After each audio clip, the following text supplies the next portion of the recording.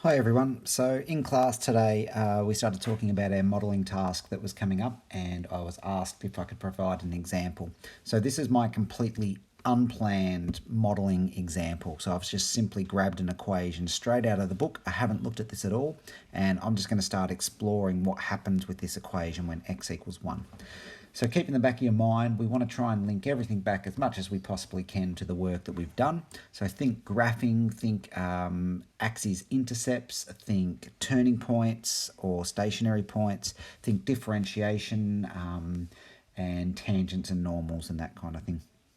So I'm just going to jump into this straight away, and what I am saying, as I said, it's completely unplanned. So this is my thought process while I'm looking at this question.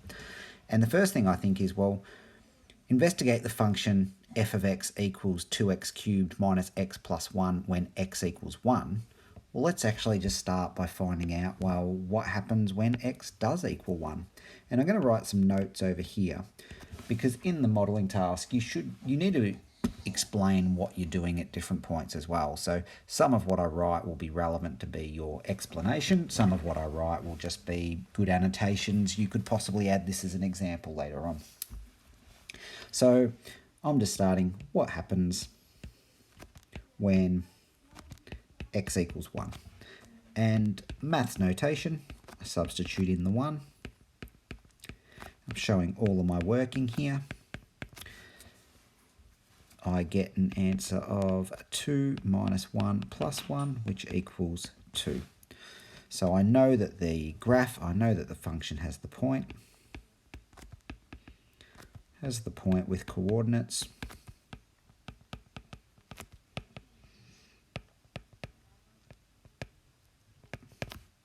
One, 2. All right, that was a really simple, easy start. So now let's go a little bit deeper. Well, if I've got that point, I know 1 and 2, I also know that it's a cubic.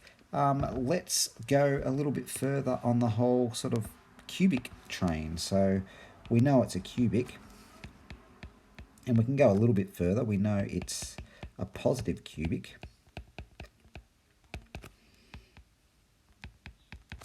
What does it actually look like? How do we find out what it looks like? We could sketch it on the calculator, but for now I'm just going to work by hand. How do we normally sketch cubics? We find out the axes intercepts, and we work on the cubic from there. So let's actually find our axis intercepts now. All right. Y-axis intercept is when x equals 0. So let's substitute 0 into the equation. We get 2 times 0 cubed minus 0 plus 1. Now I know I don't need to show all of these working out, but if you do, you're actually demonstrating your knowledge of what's going on. So when x equals 0, y equals 1. I've shown that I know how to substitute. X-axis intercept is when y equals 0.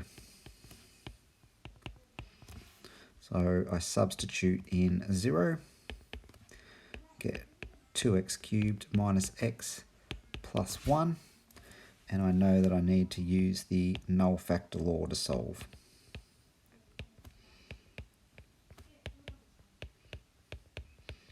And now I'm going to try and find the first factor by, I suppose, trial and error, or just thinking about it logically. It's not complete random trial and error here, so find the first factor.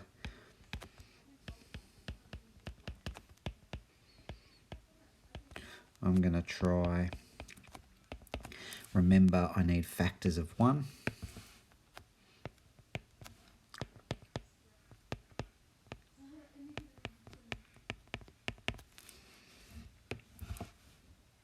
Okay, so try x equals 1, which gives me, we already know what happens when x equals 1. We did it above, didn't we?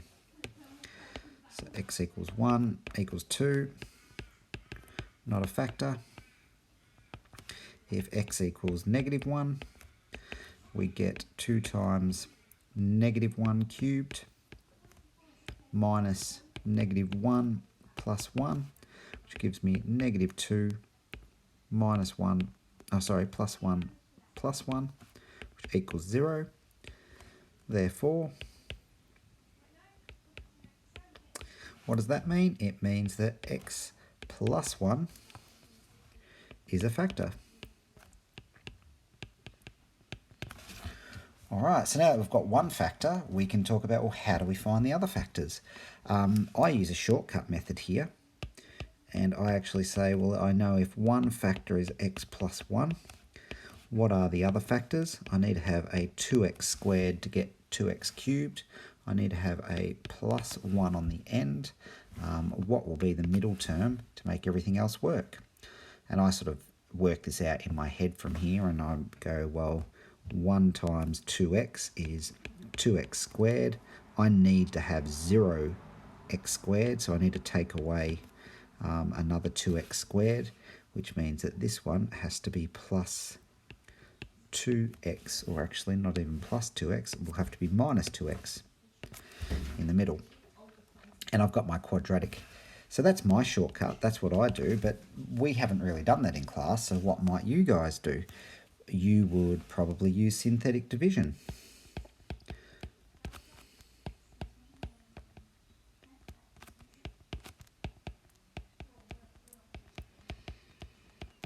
So again, although I already have my answer, by working through this in a modelling task, I'm getting the opportunity to show multiple steps that I can take to solve the problem. So the coefficients are 2, 0, don't forget that placeholder for the x squared part, negative 1 and 1. Bring down the 2. Negative 1 times 2 is negative 2, add them, it's negative 2. Negative 1 times negative 2 is positive 2, add them. Negative 1 plus 2 is positive 1, which is then negative 1, 0. Remainder is 0. Must be a factor. And why did I write that down? Because I'm actually showing that I knew that I should get a 0 at the end. So for a modelling task, I'm demonstrating understanding. So factored form.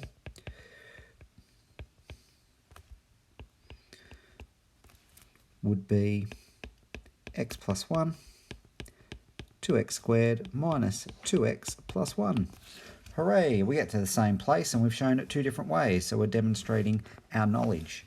What do we have to do next if we're going to factorise this? So we need to factorise the quadratic.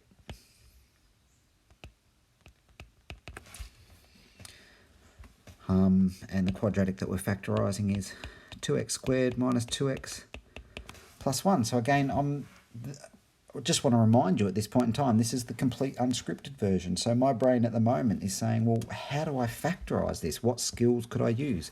Can I use a highest common factor? Highest common factor? No, doesn't work.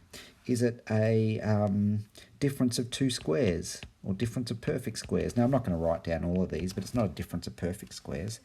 I sort of go in my head, I've got a 2 here. So can I use that 2 to factorise this problem and use the non-monic trinomial method? So that's when we go 2 times 1 equals 2, and then I want two numbers that multiply to equal 2, and the same two numbers to add to equal negative 2. That's not a 2, that's a 1. Same two numbers add to equal negative 2. And I think, right, well, two numbers that multiply to give positive 2 and add to give negative 2, negative 1 and negative 2, they add to give negative 3. So that doesn't work. And I can't think of any numbers, so it didn't work. And it doesn't matter that it didn't work, we can just move on. We already know what the factorised part was so far. We're just going to try something else. What were we trying to do this for? We were trying to find the x-axis intercepts. So we actually had the equation was equal to 0. Again, little notes for x-axis intercepts. the equation was equal to 0. We've got x plus 1, 2x squared minus 2x plus 1. Using the null factor law here, I can say, well, if x plus 1 equals 0, x equals negative 1. If 2x squared minus 2x plus 1 equals 0, I can solve using the quadratic formula.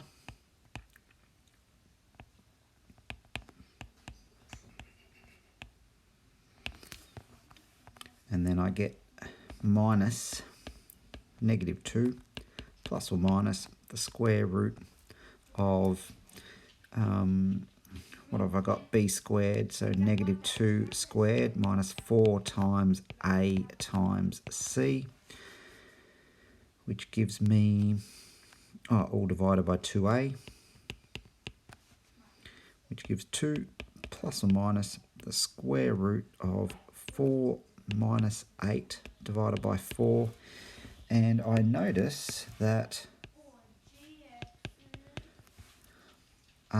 discriminant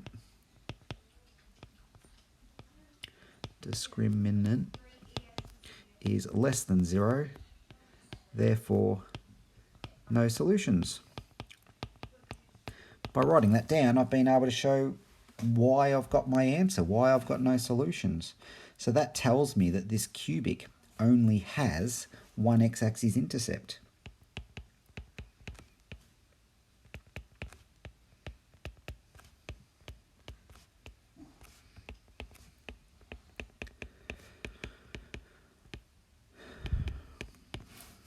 Alright. Again, thinking loud, I'm just going to change colours now, so I'm sort of moving past my x-axis intercepts. So what does the graph look like?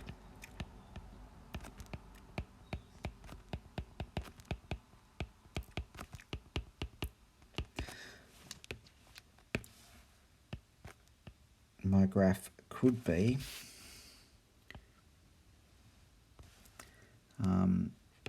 just putting some points on here. So we've got negative 1 for the x-axis intercept, and when x was equal to 1, y equal 2, so I've got that point, and it's a cubic, so my cubic could look, and it's a positive cubic.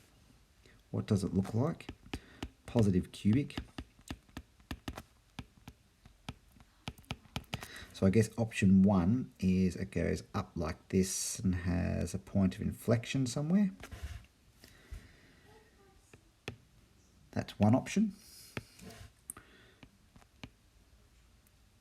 Option 2. Option 3. Squeezing these in now, I didn't quite get my space right there, but I could have a little squiggle down here. Nah, that's probably not going to get through those points that I want. Doesn't really make sense. And I'm just not likely given the scale that I have, but I could easily have 1, 1, 2. What if my graph went something like this? That could work. So now what am I actually going to do? If this was me, I would say type it into the calculator and check what it looks like.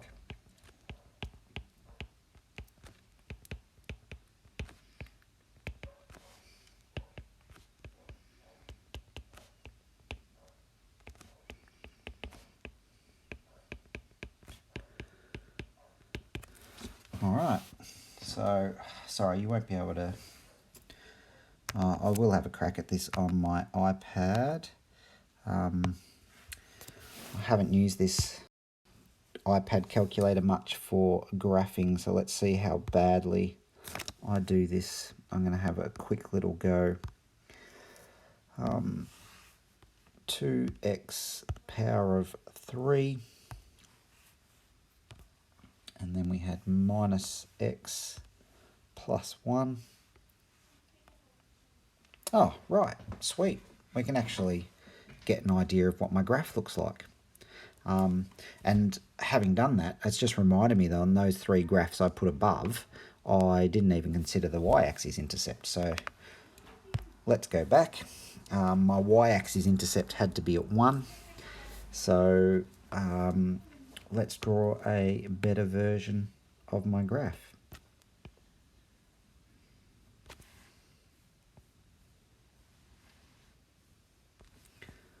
I had a y-intercept at 1, x-intercept at -1, and when x was 1, y was 2. And quickly back to my calculator, quick look at what it looks like. So turning point, it almost looks like the y-intercept is in the middle.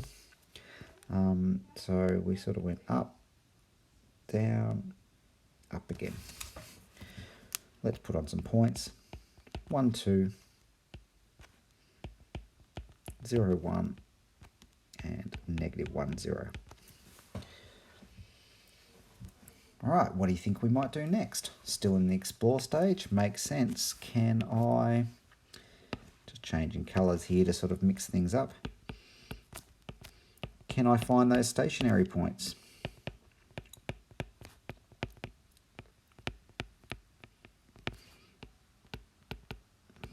All right, so how do I find the stationary points? Stationary points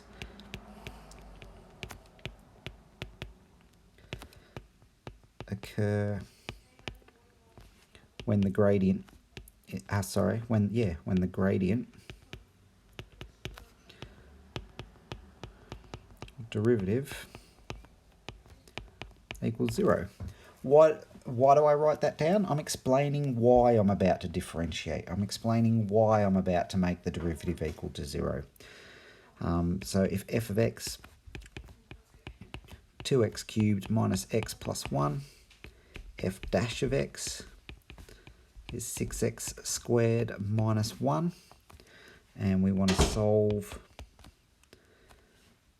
0 equals 6x squared minus 1. I can solve this a few different ways. I can just move these values to the other side of the equal sign and then take the square root, and it will have a plus and a minus answer.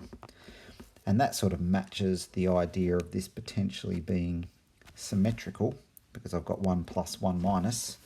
I can rationalize the denominator. So I can do 1 over root 6 is equal to 1 over root 6 times root 6 on root 6, which is equal to root 6 on 6. So therefore,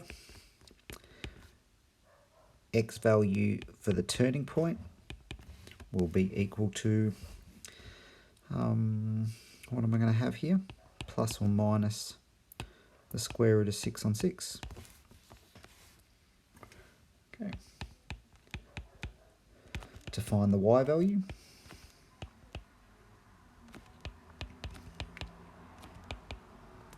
how do I do that? I substitute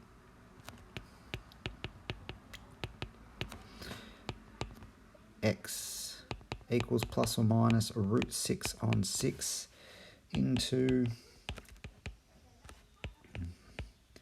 the equation f of x equals 2x cubed,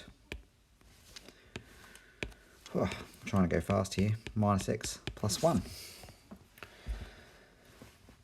All right, so f of, we can only do them one at a time, root 6 on 6 is 2 root 6 on 6 cubed minus root 6 on 6 plus 1. And I'm thinking that's pretty ugly by hand. So if this was a SAC conditions and we're in classroom, I wouldn't probably persist by hand. I would actually just type that into my calculator. And if I've got time, I'll come back and do it by hand as well.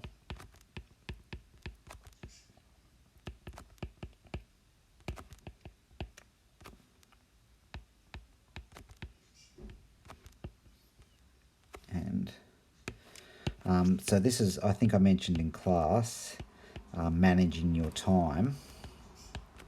If you're sort of looking at the clock and going, oh, I don't have time to do more of this right now, this is where, well, let's move on and continue later.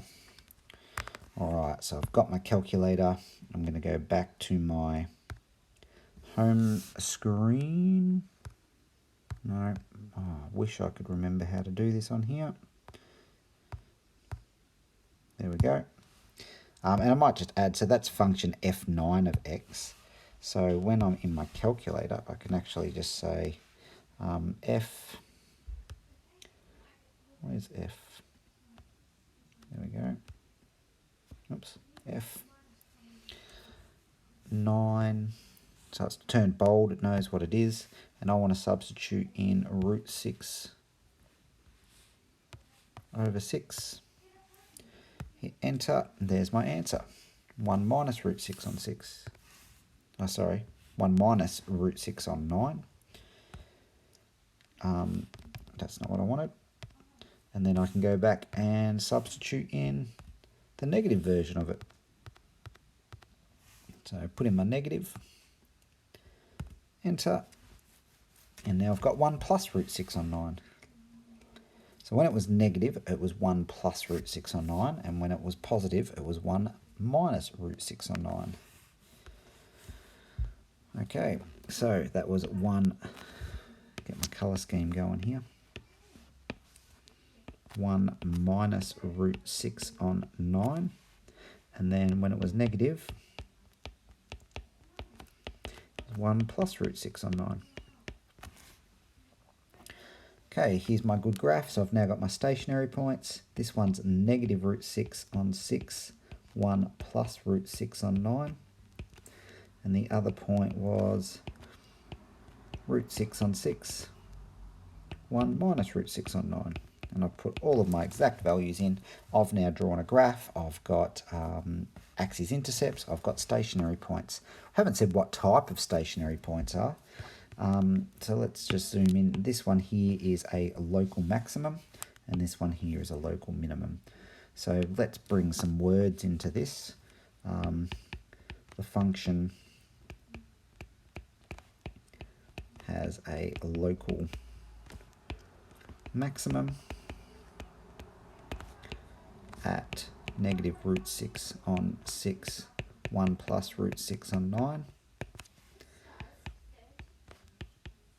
The function has a local minimum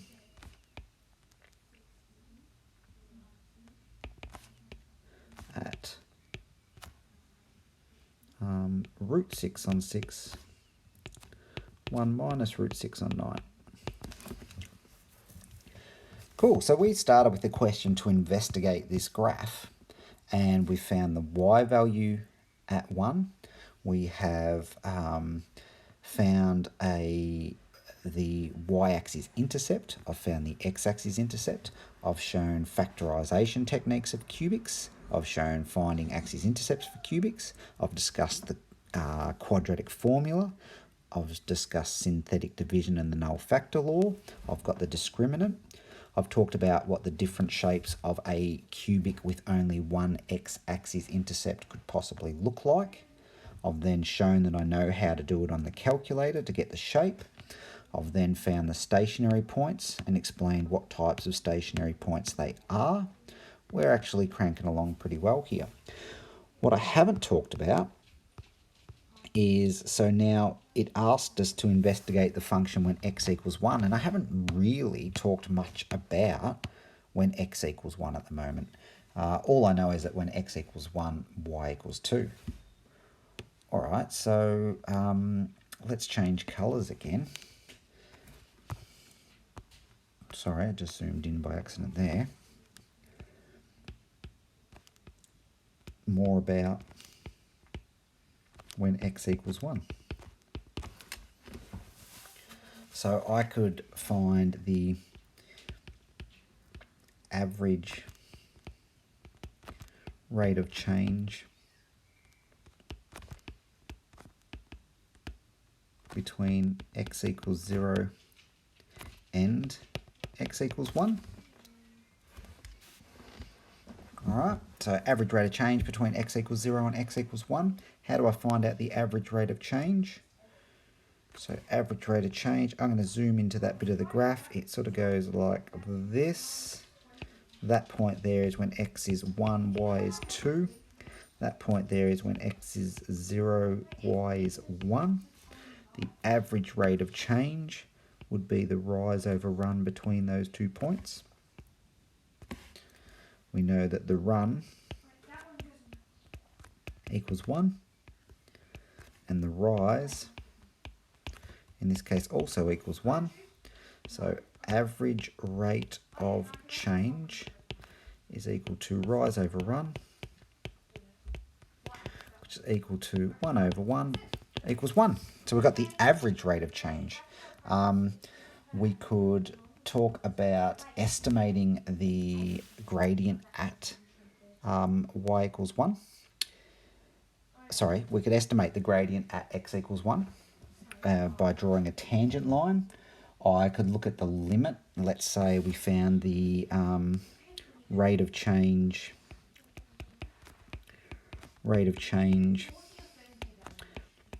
between x equals 1 and x equals 2, and then bring that down, x equals 1 and x equals 1.5, and then go x equals 1 and x equals 1.1, x equals 1 and x equals 1.01. If I did this, I could investigate that limit as we approach 1.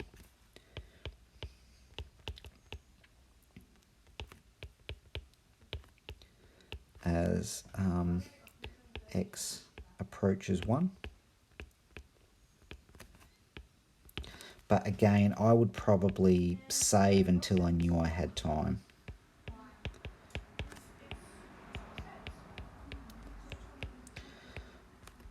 And I'm not going to show that in this video. It's just going to take too long, and you'll be well and truly bored of listening to me by that stage.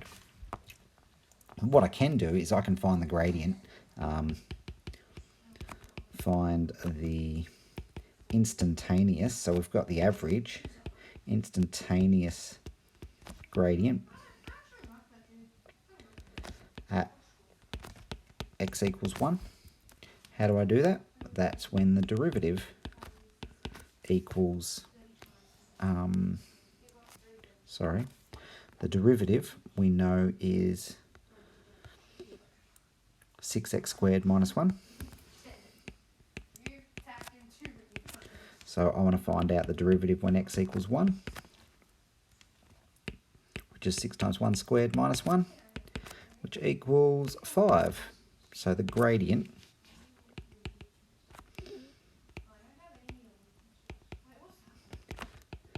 is 5 when x equals 1. Right, so that's pretty good. And this is making me think about a couple of other things at the moment. So, right, when I'm talking about derivatives and those kinds of things, I start to think about tangents. I start to think about normals. We did some work on finding derivatives by first principles. So I could find the derivative by first principles. I could find the derivative by, I can find the tangent equation. I can find the normal equation. I'm not going to work through the derivative by first principles. Again, that is something that I would do if I had more time. But in the interest of making this a little bit shorter, I'm not going to do that right here. So I'm just going to put it in pink as an idea. Ideas for further exploration.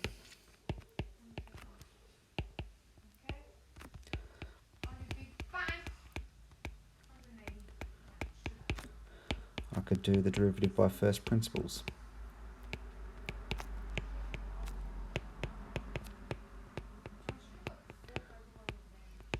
So it's sort of like I'm building up to this and I'm thinking, what have I actually got time for? And they're the extra bits that you can add once you've got all of the basics in there. So let's find now, let's find the gradient of, I'm talking and writing at the same time, and my kids are talking in the background and they're distracting me a little bit. Find the tangent and normal equation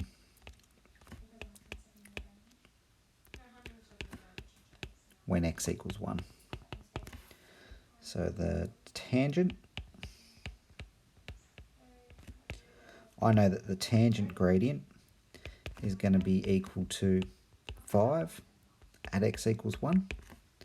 I know that the normal gradient equals -1 over the tangent gradient, which will be -1 over 5 at x equals 1. Okay, so the equation of the tangent, so let's just put tangent, it's y minus y1 equals m x minus x1. I always use this equation, but if you want to use y equals mx plus c, there is absolutely nothing wrong with that. We know the y value at 1, so I'm going to even write at x equals 1, y equals 2. I get y minus 2 equals 5, x minus 1. There you go, there's an equation. But since we're investigating, let's tidy this up a little bit. Minus 5 plus 2, 5x minus 3. So this is the tangent equation.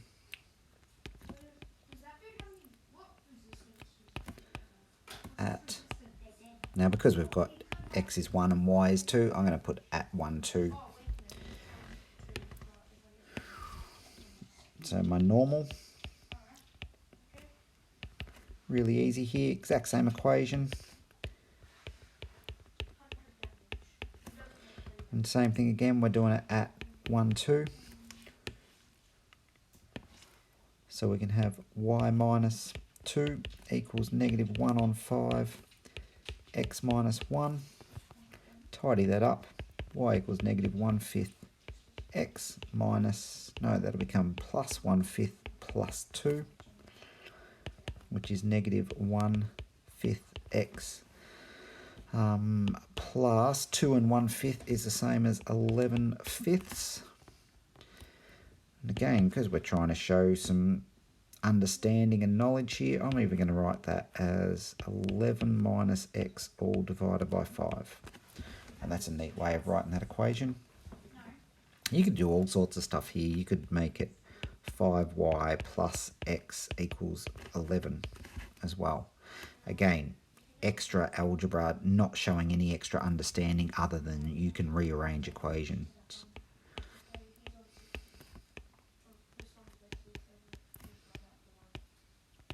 If you're bored and don't know what to do, maybe this is something extra you can do. If you're stuck in that space, it's like, oh, I don't know anything else I can do. I've explored all that I have any understanding of.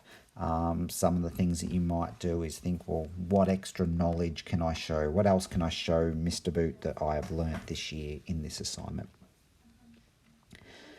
Okay, so we know also the tangent and normals are perpendicular.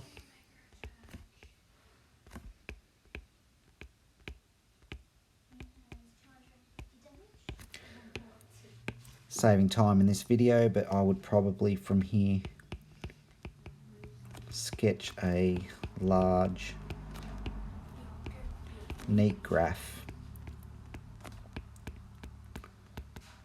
showing f of x. I could sketch on that graph the tangent. I could sketch on that graph the normal. I could also sketch on that graph the gradient function.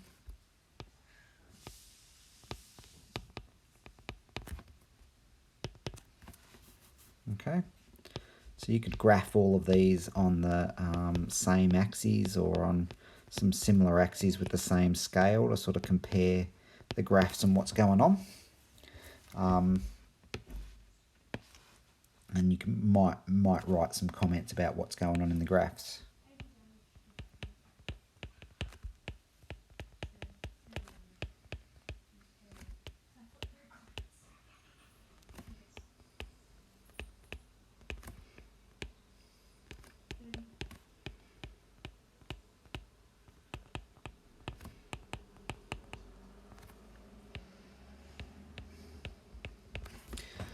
Okay, so let's actually go to the CAS calculator. I'm just going to write a few things down here on another piece of paper so I can remember all of these equations on my CAS, because rather than doing it in here, I'm going to do it on the CAS. So we've got y equals 5x minus 3, that's the tangent. Y equals negative 1/5 x plus 11/5 is the tangent. The gradient was equal to 6x squared minus 1, and f of x we already had in there. So let's have a look. And this graphing then on the calculator is a simple way to see if you are on the right track. So add a graph, let's stick the tangent graph, let's stick the gradient graph on there first actually. X squared minus 1. Alright, so we've got a graph there that shows the gradient. I might actually steal this and stick it into the other window in a moment, so I'm going to just take a little screenshot there. What else did I say I was going to show you? Sure, let's add the tangent equation. So 5x minus 3. Alright, tangent equation. Let's zoom in here. Oh, I just messed that up. How do I undo it on here? I don't know.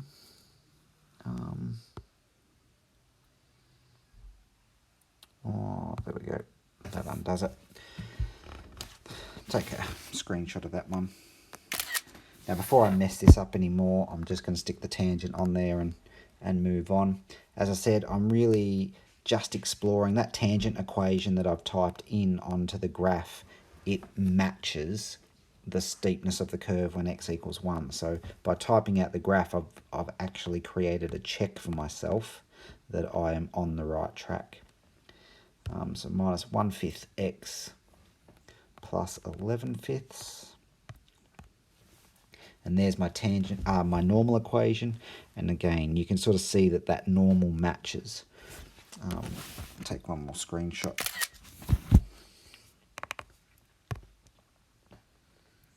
Right, less than perfect graphs. Let's stick that one on there.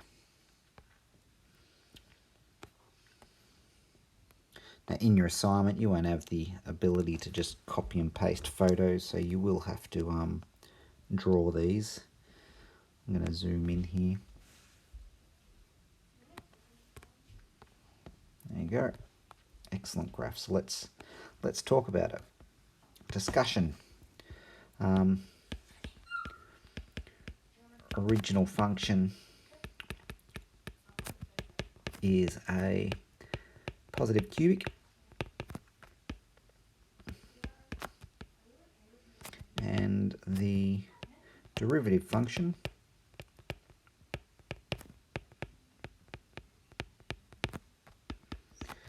is a positive quadratic. And then you might generalize, you know, this will always be the case.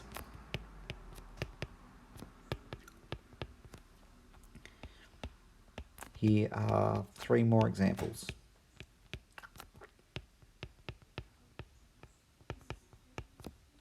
Again, that's something that you might do if you've got more time. I'm just sort of giving you lots of options here. It's an investigation, so let's change that to the pink colour for the if I've got more time. This could be something else that I did. What's interesting here, let's draw on this cubic. Let's highlight it. So these points here show when the cubic has a negative gradient because it's below the line, and these values up here show when the cubic has a positive gradient. So I might say the cubic function is, cubic function is increasing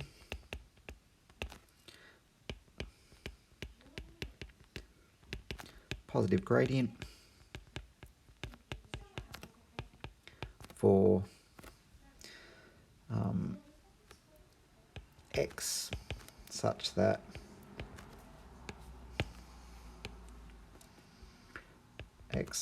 the x value is greater than negative infinity up to negative root 6 on 6, or over the interval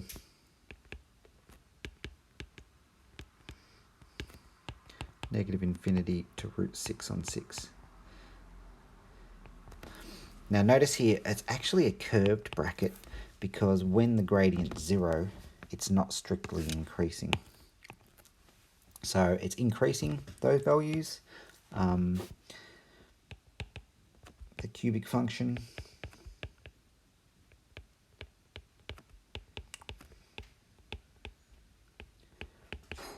is decreasing negative gradient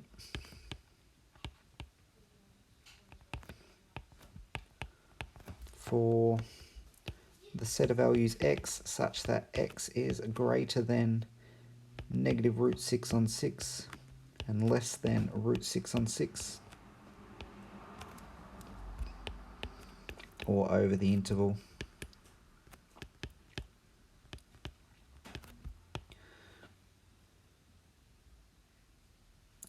negative root 6 on 6, root 6 on 6.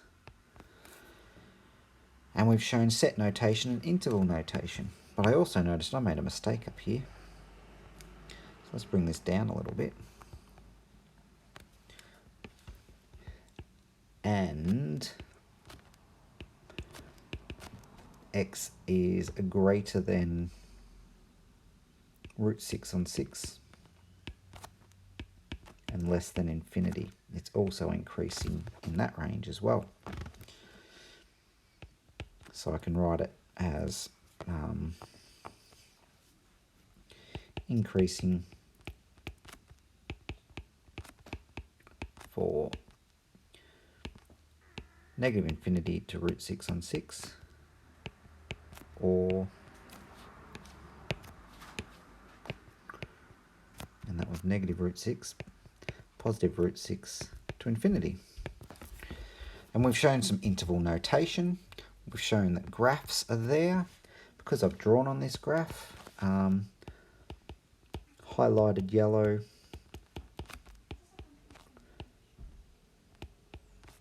when gradient is negative.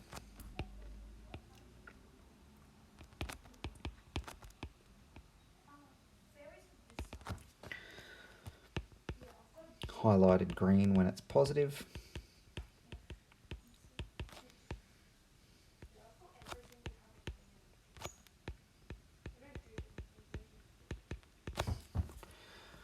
And go from there. All right, so I probably going to wrap it up there because that's been going for long enough. I hope this has given you some ideas of my unscripted modelling unplanned task of how I can explore a graph at a particular point. There's lots more you can do here with adding ideas from the calculator, telling me what you did on the calculator, how you checked it and double checked your answers on the calculator. We could have solved this derivative function. We could have solved this derivative function to find out the x-axis intercepts, to show that those x-axis intercepts match the turning points.